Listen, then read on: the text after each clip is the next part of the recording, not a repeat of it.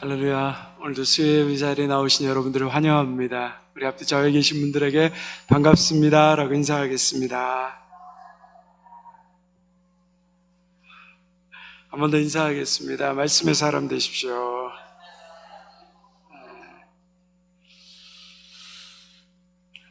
오늘 우리에게 주신 하나님의 말씀 함께 보겠습니다. 신약성경 마가복음 1장 1절의 말씀 같이 함께 한 절 말씀 보겠습니다.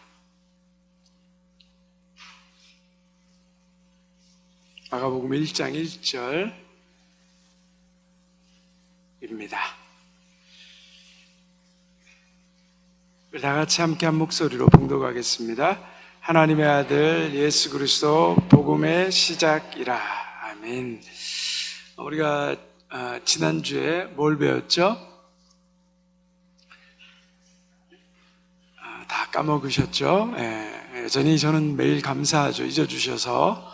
기억하시면 좀 곤란한데 잘 잊어주시니까 계속해서 반복할 수 있는 것 같습니다. 지난 시간에 우리가 역사의 중심점 예수 그리스도께서 이 땅에 오셔서 우리가 주전과 주후로 나뉘어진다. 사람들이 공통적으로 쓸 수 있는 그 시간을 표시할 수 있는 그 내용이 필요했는데 그것을 유럽에서 공통적으로 예수 그리스도의 탄생을 기준으로 해서 주전과 주후로 나누었다. 주전은 before Christ, 그리고 주후는 anno domini 해가지고 우리 영어 라틴어로 이렇게 나눠진다고 했습니다. 그럼 예수 그리스도께서 이 땅에 오신 것이 왜 이렇게 중요하냐? 뭐가 달라지냐? 뭐가 달라진다고 했습니까? 가장 중요한 게 뭐죠? 다스림의 변화라고 말씀드렸습니다.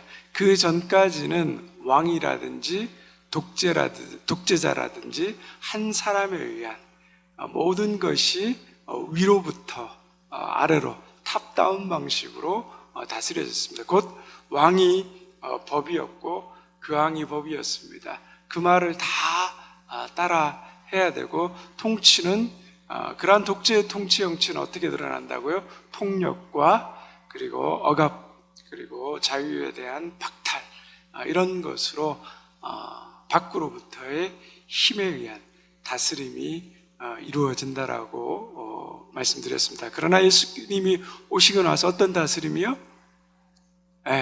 안에서부터 밖으로의 다스림이 일어났다. 어떤 한 독재자의 다스림이 아니라 모든 사람이 하나님의 말씀에 의한 다스림이 일어났다. 그래서 안으로부터 밖으로 모든 사람이 평등하고 하나님 앞에서 동등한, 그리고 가장 중요한 것은 뭐죠?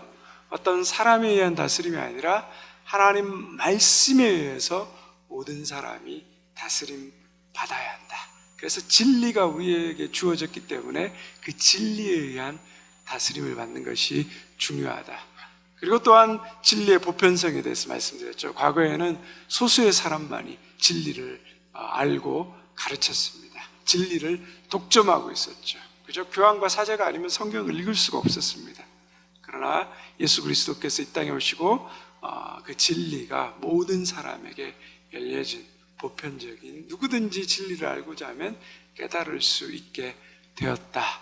그래서 우리는 이 안으로부터 밖으로의 다스림, 하나님의 말씀에 의한 진리에 의한 다스림. 그래서 다스림의 형태가 독재의 형태에서 뭐죠? 민주적인 형태로 왕이 명령하는 모임만 가능하고 왕이 말하는 것만 따라갔어야 되는데 뭐죠? 스스로 말씀에 의해서 생각하고 자발적으로 동의하고 그리고 스스로 자신들이 생각했을 때 성령과 믿음이 충만한 사람을 뽑는, 이건 역사에 있어서 일어나지 않는 획기적인 일이었다. 이것이 예수 그리스도로부터 말씀에 의한 다스림으로부터 시작된 아주 이 땅 가운데 혁명적인 새로운 다스림의 변화였다라고 설명을 드렸습니다. 그래서 우리가 이 예수 그리스도가 역사의 중심점이 된다는 것은 바로 다스림의 변화로부터 시작된다. 다른 사람에 의한 다스림이 아닌 하나님 말씀으로부터, 진리로부터 모든 다스림이 시작된다라고 말씀드렸습니다. 오늘은 우리가 조금 이제 신약 성경으로 좀 들어가면 오늘 제목이 뭐라고 되어 있어요? 네 시각 한 복음이라고 되어 있습니다. 여러분 거기 나와 있는 한번 글을 읽어볼까요? 시작.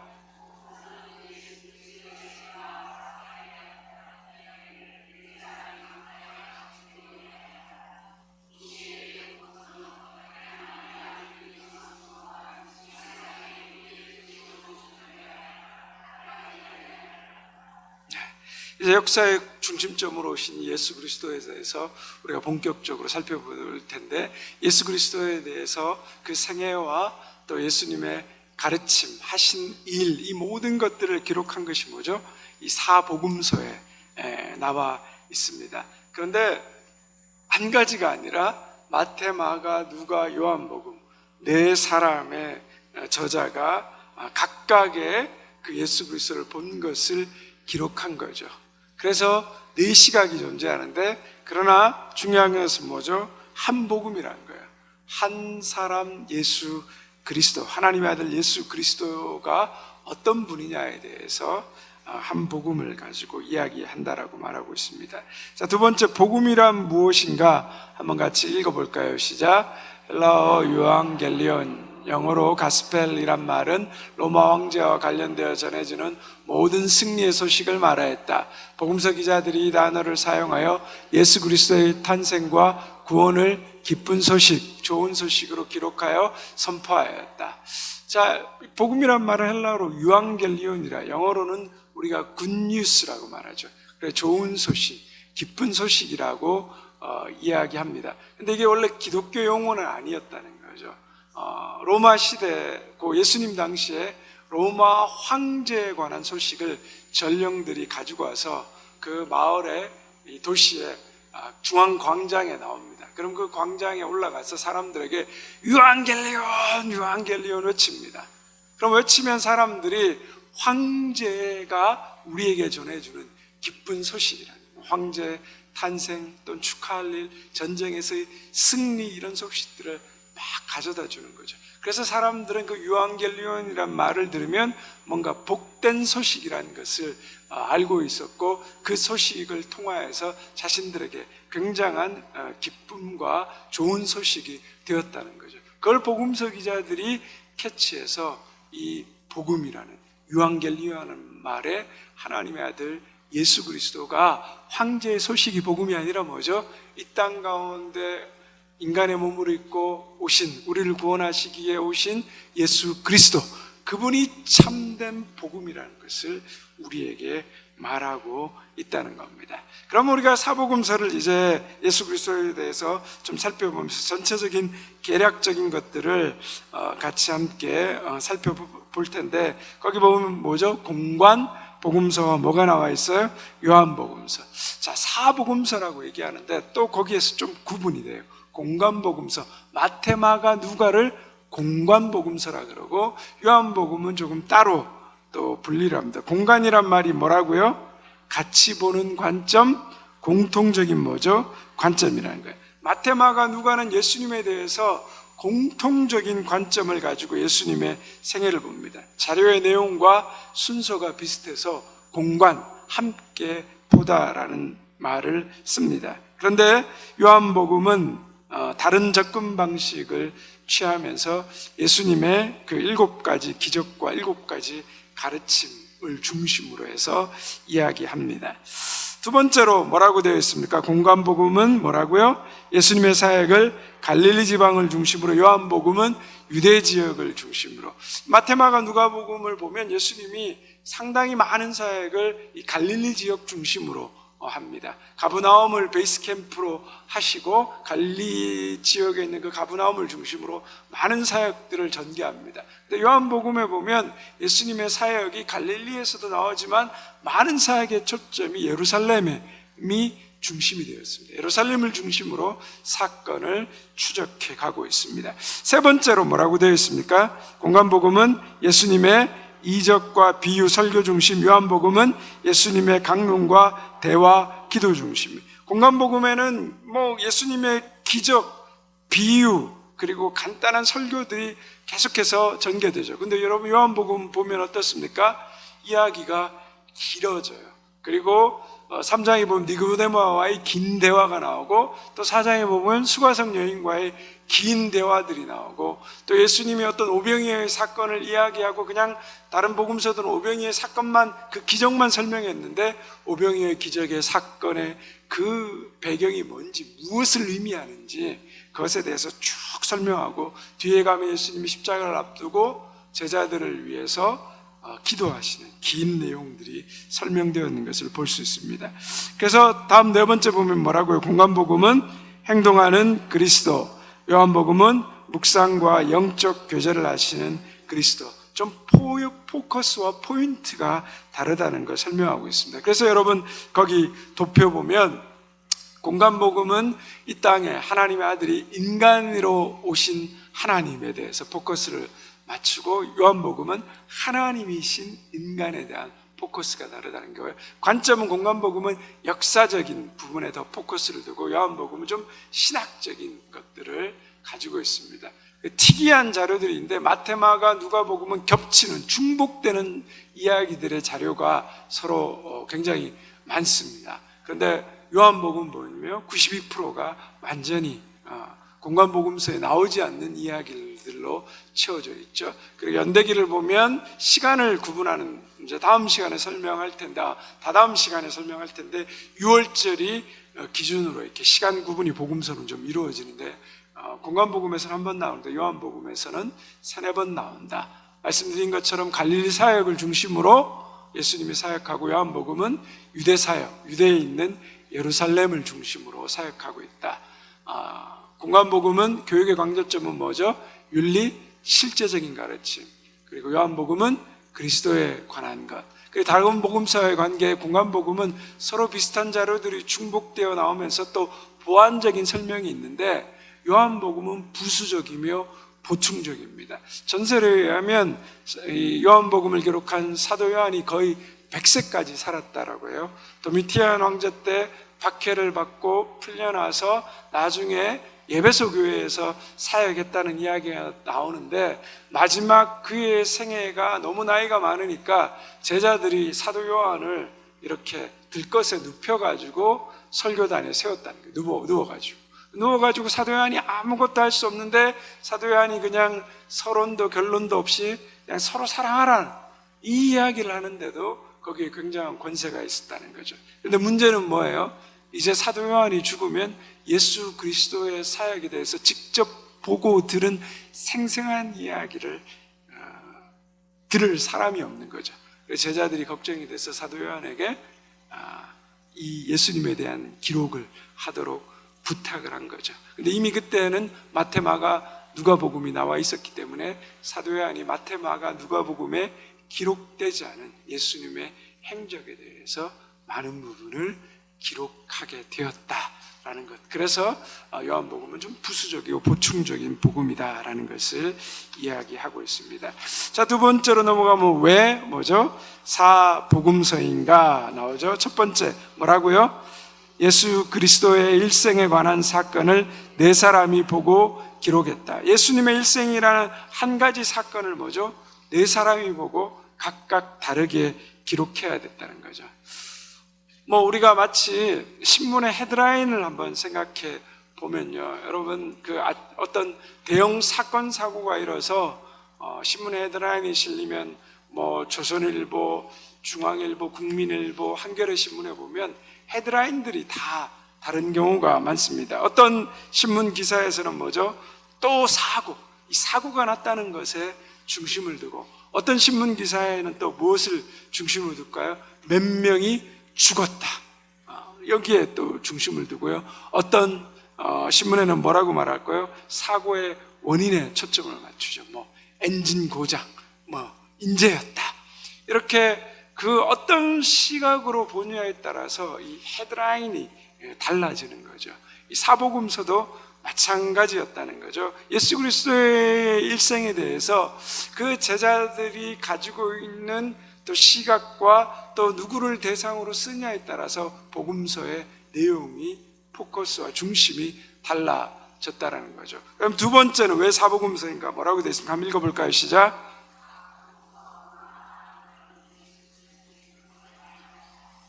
복음서를 읽으면 되게 공통적인 이야기들이 많이 나오죠. 그리고 특별히 십자가와 부활에 관한 사건들은 굉장히 중복되는, 또 기적과 이적들 중복되는 일들이 많습니다.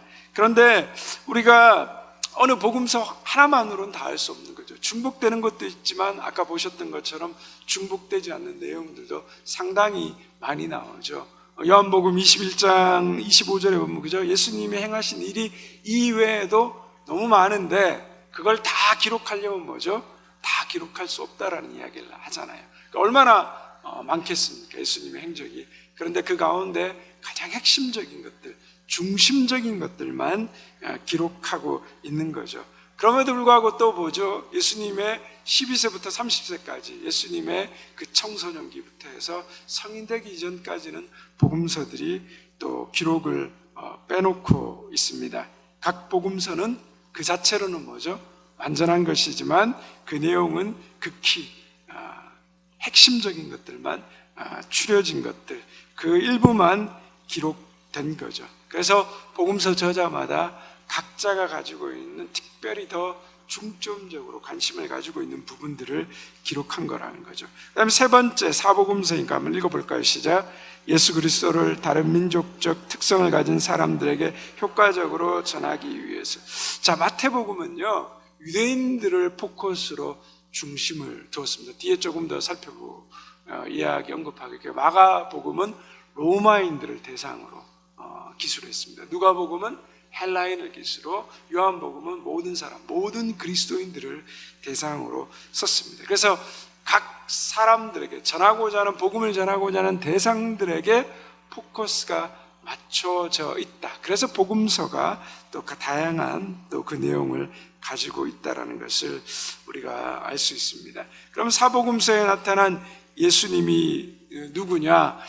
요한계시록 4장 7절과 8절에 보면 나오는 상징적인 네 영물들이 있습니다. 그 네 영물들의 특성과 복음서의 특징이 비슷해서 사람들이 유사해서 연결하기도 합니다. 우리 한번 계시록 4장 7절과 8절 한번 읽어볼까요? 시작.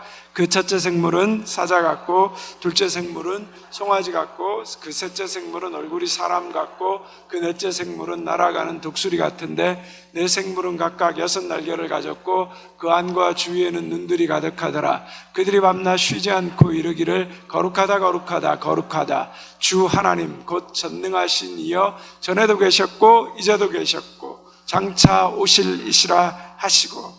자, 마태복음의 그 초점은 누구를 대상으로 쓴다고 그랬어요? 유대인을 대상으로. 유대인은 예수 그리스도를 왕으로 기다리고 있었습니다. 이 땅에 오실 뭐죠? 메시아로. 그래서 다윗의 후손으로 이 땅에 왕으로 오셔서 유대인들은 자신들을 억압하고 있는 로마의 압제를 풀고 정치적, 종교적 자유와 해방을 주는 메시아로 기대하고 있었다는 거죠. 그래, 동물 중에 뭐죠? 왕이 누구예요? 사자잖아요. 그래서 마태복음을 뭐라고 부르냐면, 우리 요한계시록 네 생물의 첫 번째 나왔던 거 뭐죠? 사자라는 거예요. 사자복음이라고 이야기하고 있습니다. 왕으로 오신 예수 그리스도, 다윗의 조상으로 오셨기 때문에 마태복음 1장에서 보면 뭐죠? 족보가 기록되어 있어요. 다윗을 중심으로 14대, 14대, 14대 이렇게 나누어진 기록들이 나오고 있습니다. 그래서 복음서에 보면 예수님은 율법을 아주 권위 있게 해석하고 귀신을 쫓아내는 높은 권세를 지니신 왕의 모습으로, 메시아의 모습으로서의 그 주님이 강조되어 있습니다. 그리고 구약에 예언된 메시아로 오셨기 때문에 구약 성경에 대한 인용이 굉장히 마태복음에는 많이 나옵니다. 말씀을 이루려 하심이라. 어디에 기록된 말씀을 이루려 하셨다라는 말씀이 굉장히 많이 나오고 있습니다. 두 번째는 마가복음입니다. 예수님을 뭐로 묘사했어요? 종으로 묘사했습니다. 그래서 족보가 없고 뭐에 관심을 둬요? 행동에 관심을 듭니다. 예수님을 종으로 모셔야죠. 마가복음은 대상이 누구라고요? 로마인을 대상으로 했다. 당시 로마의 노예들이 70%였답니다. 로마가 정복해서 노예로 데리고 와서 노예로 삼은 사람 70%, 그러니까 로마에 살고 있는 상당수가 노예였다는 거죠. 노예에게, 종에게 여러분 족보가 필요합니까? 족보가 필요 없죠. 흥미를 갖지 않습니다. 그리고 다른 복음서보다 이 마가복음은 이적에 더 관심을 둡니다. 왜냐 그러면 로마인들은 굉장히 현실에 중심을 두고 있죠. 지금 나에게 무슨 일이 일어나는가에 대한 행동에 관심을 두었다는 거죠. 종의 복음이기 때문에 아까 요한계시록의 내생물 형상 중에 두 번째 나오는 게 뭐죠? 송아지였다는 거죠. 송아지 복음입니다. 여러분, 소가 어떻습니까? 소는 사람을 위해서 뭐죠? 묵묵히 봉사합니다. 묵묵히 일하죠. 근데 묵묵히 일하는 것뿐만 아니라 뭐죠?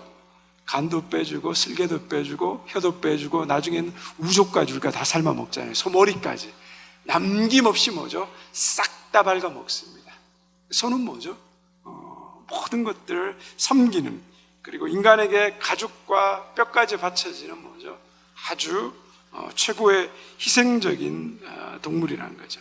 마가복음에 나타난 예수님의 특징도 보면 생명까지 희생하시면서 우리를 위해서 자신의 목숨을 버린 그 주님으로 기록됩니다. 그래서 말씀보다는 행동이죠. 그래서 사건 전개가 즉시 이루려 했다. 빠릅니다. 팍팍 바뀝니다. 마가복음의 특성이라는 거죠. 그럼 누가복음은 뭐죠? 사람, 인자라고 말하죠. 인자에 온 것은 사람의 아들이란 말이죠. 예수 그리스도께서 하나님이셨지만 인간의 몸을 입고 오셨다라는 거죠. 예수님을 뭐라고요? 완전한 인간으로 묘사가 되고 예수님의 세계가 인간 아담에게로 올라갑니다.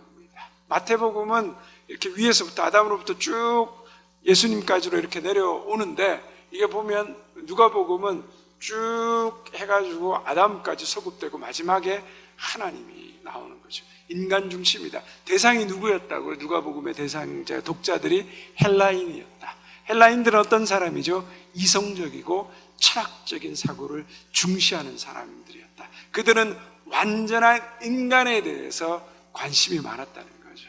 그래서 요한복음은 예수 그리스도를 이 땅에 오신 하나님의 아들이 완전한 인간의 몸을 입고 오셨다는 것을 우리에게 분명하게 이야기하고 있습니다. 예수님은 완전한 인간으로서 기도 생활을 하셨고 천사들의 수종을 받았다라는 이야기를 하고요. 그래서 누가복음은 예수님의 이상적인 인간의 모습을 강조합니다. 특별히 누가의 직업이 뭐였어요? 의사였잖아요. 그 의사의 그 시각으로 아주 자세하고 상세하게 기록하면서 특별히 예수님이 소외된 자들, 불쌍한 자들을 고쳐주시고 그들과 함께 하셨던 그 예수 그리스도의 인간적인 완전한 인간의 모습에 포커스를 뒀다. 자, 네 번째로 요한복음은 뭐죠? 예수님은 어떻게 해요? 하나님의 아들, 그리고 뭐요? 독수리 복음으로 예수님의 신성에 대해서 강조하고 있다. 요한복음은 모든 사람을 예수 그리스도께로 인도하는 그 목적을 가지고 있습니다. 요한복음에 있는 모든 것은 예수님과 하나님과의 관계를 보여주죠. 그리고 예수 그리스도가 곧 하나님이라는 것을 어느 복음서보다 많이 보여주고 있습니다. 그래서 요한복음의 첫 시작도 뭐죠? 태초에 말씀이 계시니라. 태초라는 말과 함께 시작하고 있는 것들을 볼 수 있습니다. 요한복음은 독수리에 비유하죠. 독수리는 뭐죠? 높은 곳에 올라가서 아래를 조망하는 동물이죠. 하나님, 아주 높으신 하나님께서 이 땅 가운데 우리 사람들을 살피고 돌아보시는 그러한 입장에서 기록된 것이 바로 요한복음이다. 이 내용들을 우리가 생각하고 구분하는 것이 중요합니다. 우리 도표를 보면요, 자, 마태, 마가, 누가복음 보면 거의 비슷한 시기에 기록되어 있는데 맨 마지막에 요한복음만, 그죠? 요한이 맨 마지막까지 제자들 중에 살아남아서 가장 늦게 기록되었다. 그래서 기록된 장소들이 이렇게 나와 있고요. 원독자는 뭐죠? 마태복음은 누구요? 유대인 왕으로 오신 주님. 그래서 무슨 복음이라고요? 동물에 비유하면 사자복음. 마가복음은 로마인 중심, 무엇을 중심으로 됐다고요? 종. 그래서 동물은요, 송아지 복음. 그 다음에 누가복음은 헬라인 중심이다. 인자, 사람에 대한 관심이 높았다. 그래서 뭐죠? 인자 복음이라고 얘기합니다. 요한복음의 원독자는 뭐죠?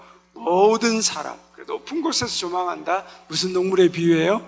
독수리 복음이라는 것들을 우리가 좀 기억할 필요가 있습니다. 그래서 주제는 메시아, 왕, 종, 구속자, 완전한 인간, 하나님의 아들이다. 자, 그래서 조금 더 우리가 이제 다음 도표 살펴보시면 사복음서를 통해서 본 예수 그리스도 되어 있죠. 자, 거의 비슷한데 한번 같이 보겠습니다. 그리스도를 묘사하는데 어떻게 되어 있어요? 마태복음은 구약에 예언된 왕, 그죠? 그래서 구약에 대한 이루려 하심이라는 이 구약의 인용들이 가장 많이 나온다라고 말씀드렸고요. 그 다음에 뭐죠? 마가복음은 종으로 오셨다. 누가복음은 완전한 인간, 요한복음은 하나님의 아들, 유대인, 로마인, 헬라인, 모든 사람. 핵심 단어 이루시려, 구약의 예언을 이루시고, 그 다음에 마가복음은 뭐죠? 빨리 행동해야 된다. 로마에는 현실적으로. 그래서 즉시라는 말. 누가복음은 인자, 요한복음은 하나님을 믿게 하다라는, 믿다라는 이 말이 핵심입니다. 핵심 구절은 마태복음 16장 16절, 마가복음 10장 45절, 누가복음 19장 19절, 요한복음 20장 31절. 한번 다음 장 볼까요? 핵심 구절 한번 읽어볼까요? 마태복음 시작. 시몬 베드로가 대답하여 이르되 주는 그리스도시요 살아계신 하나님의 아들이시니이다. 마가복음은요, 인자가 온 것은 섬김을 받으려 함이 아니라 도리어 섬기려 하고 자기 목숨을 많은 사람의 대속물로 주려 함이라.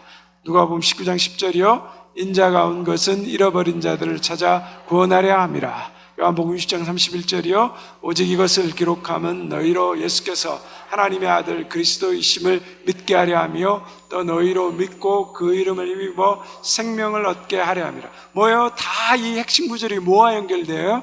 우리가 오늘 배웠던 첫 번째 단어 뭐예요? 유한겔리온 뭐예요? 복음. 우리에게 오신 분이 하나님의 아들 그리스도시다.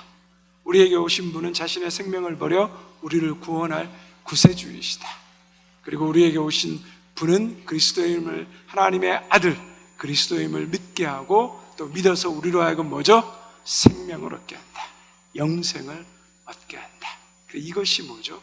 복음이라는 거예요. 우리에게 기쁜 소식. 하나님의 아들이 인간의 몸을 입고 오셔서 우리를 위해서 죄에 대한 대가를 치르시고 십자가에 죽어주시고 우리의 생명을 구원하신 분이시다. 그 주님을 믿는 자는 누구든지 멸망치 않고 뭐죠? 영생을 얻게 하려 하심이라. 그래서 그 나머지 부분들은 여러분들이 또 참고하셔서 보시면 될 것 같습니다. 우리가 처음에 시작하면서 마가복음, 하나님의 아들 예수 그리스도, 뭐의 시작이라? 복음의 시작이라. 하나님의 아들 예수 그리스도가 우리 인생의 뭐죠? 가장 무슨 소식이요? 가장 별로 안 기쁘신가 봐요. 가장 기쁜 소식이다. 기쁜 소식.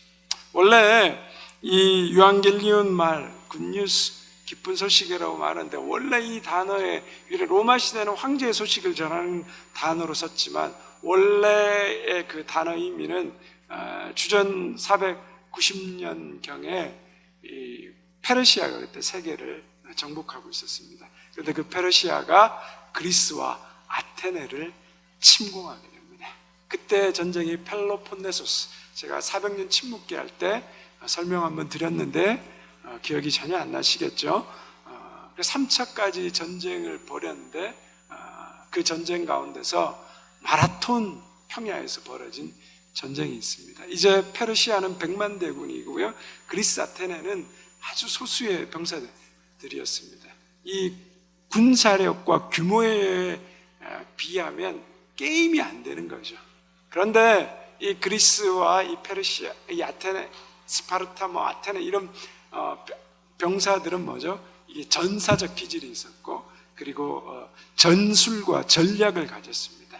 결국에 붙었는데 전쟁 가운데 페르시아가 대패하고 마라톤 평야의 그 전쟁에서 그리스 아테네 연합군이 승리하게 됩니다.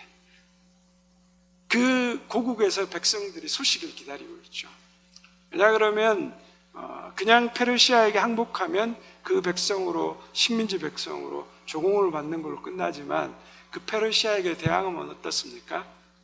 전쟁에서 패하게 되면 남자들은 가차없이 다 죽여버립니다. 그리고 여자들은 겁탈을 당하고 어린아이들과 모든 여자들은 노예로 팔려가게 되죠. 그러니까 전쟁에 패하면 나라가 그냥 망하는 거죠. 그러니까 국민들이 얼마나 마음을 졸이고 있었겠습니까? 이제나 저제나 전쟁이 어떻게 됐는지 그들이 기다리고 있는 거죠. 근데 한 병사가 그 페르시아의 전쟁에서 이기고 달려옵니다. 그 승리의 소식을 전하기 위해서.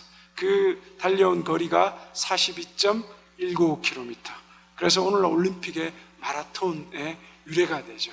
그래서 그 병사가 쉬지 않고 그 기쁜 소식을 전하기 위해서 달려와서 도시 가운데 쓰러집니다. 그리고 사람들에게 얘기합니다. 우리가 승리했다. 그리고 숨을 거둬버립니다. 너무 긴 시간 쉬지 않고 달려왔기 때문에 그 사람들이 그래서 그 소식을 듣고 그 말을 합니다. 유앙겔리온이래. 우리에게 가장 기쁜 소식이다. 우리의 생명이 구원받고 우리나라가 이렇게 다시 새로워질 수 있는 가장 복된 소식이다.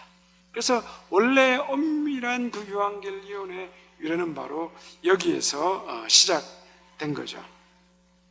그러니까 오늘 우리에게도 여러분 뭐냐 그러면 사명이 있습니다. 우리는 전쟁의 이 승리의 소식을 전하러 갔던 이 젊은 병사와 같은 사람들이라는 거죠.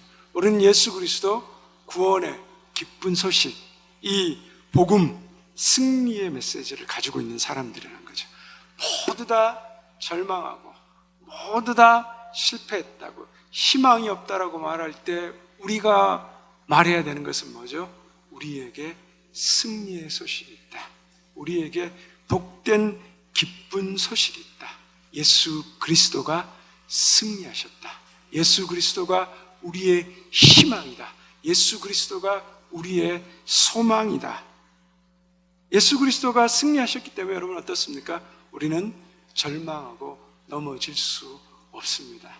오늘 아침에도 우리 모가번 집사님 계속 이제 몸이 아프셔서 교회를 못 나오셨는데 전화 신방을 드렸는데 병원에 또 응급실에 입원하셨대요. 집에서 이렇게 또 계시다가 넘어지셨는데 갈비뼈 3개가 또 금이 가고 가슴에 심장하고 뭐 워낙 안 좋으시니까 흉통이 너무 심하시고 이제 병원에서 이제 신장 투석 하셔야 된다고. 그러니까 뭐 계속 응급실 갔다가 또 죽는다 그랬다가 또 살아나셨다가 계속 이렇게 왔다 갔다 하는 그 상황을 반복하시는. 그러니까 얼마나 힘드세요. 제가 이렇게 전화드리고 신방하면 항상 여러 이야기를 하는데 너무너무 기뻐하고 좋아하세요. 그런데 그러면서 제가 우리 집사님 많이 힘드시죠? 마음이 많이 어려우시죠? 아유 그러니까요 목사님, 내가 이렇게 자꾸 힘들고 너무 아프고 하니까 이제 가족들 보기도 미안하고 나도 마음이 너무 괴롭다고. 그렇잖아요, 그렇죠? 그 심정이 너무 얼마나 오죽하시겠습니까? 또 박근기 집사님 또 전화드렸고 지난 주일날 수술 받으셨어요. 이렇게 후두 쪽에 뒤쪽에 뭐 염증이 생긴 것 같고 바이러스가 침투한 것 같은데 다행히 수술 받으시고 극심한 두통이 있었는데 그 두통을 조금 편해지셨대요. 근데 지금 그 바이러스를 발견해야 되는데 곰팡이 균일 수도 있고 아니면 다른 세균일 수도 있대요. 근데 그게 곰팡이 균인지 다른 세균인지를 검사해서 결과가 나오는데 2-3주가 걸린다는 거예요. 그때까지 병원에 계속 입원하셔야 되는데 문제는 이게 곰팡이 균이면 치료하기가 어렵대요. 눈의 시력의 회복이 어려울 수 있대요. 근데 세균이면 스테로이드제를 쓸 수 있기 때문에 그래도 회복과 치료의 가능성이 있다는 거예요. 얼마나 힘들겠어요. 이미자 권사님 너무 마음이 힘들고 어려운데 박근기 집사님이 옆에서 더 힘들 텐데 울먹이시는 거예요. 그 두 집사님들하고 통화하면서 제가 그래서 그런 마음이 들었어요. 오늘 이 말씀을 준비하면서 요한겔리온 집사님들께 그렇게 말씀 드렸어요. 집사님 힘드시고 너무 어려우시죠? 그래도 우리 가운데 기쁜 소식이 있습니다. 우리가 하나님의 사랑 가운데서 끊어질 수 없고 예수 그리스도 주님이 승리하셨습니다. 그 주님이 승리자 되십니다. 그 주님의 승리를 믿고 주님이 나에게 허락하신 이 삶의 부분들을 당당히 잘 감당해 가셨으면 좋겠습니다. 한 걸음 한 걸음 걸어 나가면 그 승리가, 주님의 승리가 나의 승리가 될 것입니다. 죽음 앞에서도 우리는 꺾이지 않는 사람입니다. 예수 그리스도께서 죽음을 이기시고 부활하시고 이미 승리하셨습니다. 집사님 승리자이십니다. 여러분 절망 가운데 계십니까? 여러분 넘어져 계십니까? 예수 그리스도 주님은 이미 승리하셨습니다. 담대하라, 내가 세상을 이겼노라. 이것이 우리의 유일한 소망이며 이것이 우리의 유일한 능력과 힘입니다. 우리를 위한 예수 그리스도의 이 놀라운 복음, 이 복음을 우리가 먼저 듣고 이 아름다운 복음을 우리 절망 가운데 있는 분들, 어려운 분들에게 증거할 수 있는 우리 귀한 대명의 성도님들 되시기를 주님의 이름으로 축원드립니다. 우리 시간 같이 함께 말씀을 기억하며 기도의 자리로